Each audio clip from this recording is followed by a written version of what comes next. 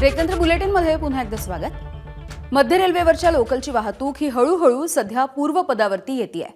Khardi station जवळचा block कालावधी हा वाढला आणि याचमुळे सीएसएमटीच्या दिशेने लोकल ज्या येणार होत्या त्या काहीशा विलंबाने उशिराने धावू लागल्या।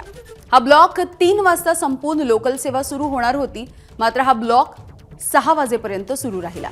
त्यामुळे लोकल आणि एक्सप्रेस यांच्या वेळापत्रकावरती या सगळ्याचा परिणाम झालाय। सकाळच्या वेळेमध्ये कल्याण ते सीएसएमटीच्या दरम्यान दिवा स्थानकावरती मोठी गर्दी झाली। लोकल 10 ते 15 मिनिटे उशिराने धावत होत्या। आता मात्र ही वाहतूक हळूहळू पूर्वपदावरती येत असून प्रवाशांची गर्दी देखील आता ओसरतीये। एबीपी माझा, उघडा डोळे बघा नीट।